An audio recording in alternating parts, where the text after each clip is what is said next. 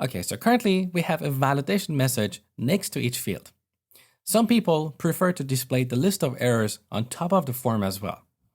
So in our customer form view, right at the beginning of the form, we can use html.validation summary.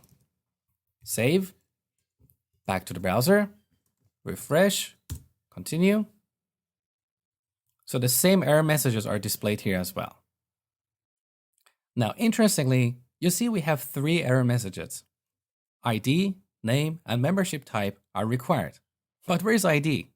Well, earlier I explained how membership type was implicitly marked as required. The same story applies to the customer ID. So let's inspect this button. I put a hidden field just above this button. This hidden field is for our customer ID. Now look at the value. We don't have a value. So when this form is posted, the value of customer ID will be an empty string. And MVC framework doesn't know how to translate an empty string to an integer, which is the type of customer ID. So to fix this, we go back to our customer's controller in the new action. Look, here in the view model, we have initialized membership types, but not the customer. And by default, it's null. So we set customer to a new customer. Now, when we create this new customer, its properties will be initialized to their default values.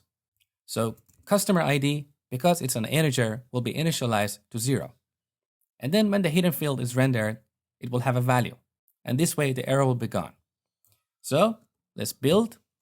Back to the browser. We need to go to customers/new. So the hidden field is rendered again. Now, if I click save, we don't get the error for the ID field anymore. So this is validation summary. Now, instead of displaying individual property errors here, we can go back to our form. The first argument to validation summary method is a Boolean called exclude property errors. So if we pass true here, individual property errors will be excluded from validation summary.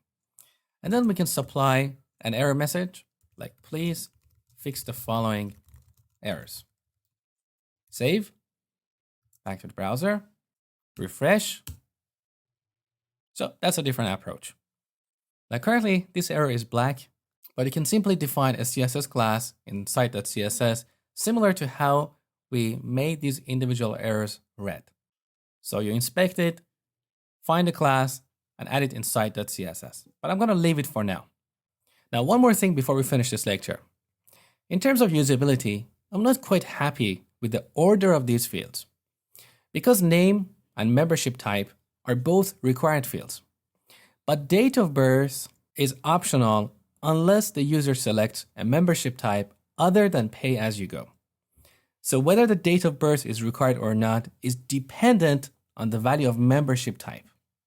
And I believe it's more logical to put membership type first because this creates a better and more logical flow in the form. So back in the view, here's membership type. I'm going to select this, cut, and put it before birth date. Save. Back to the browser, refresh. Okay, I think it looks better now. Next, we're going to look at client-side validation.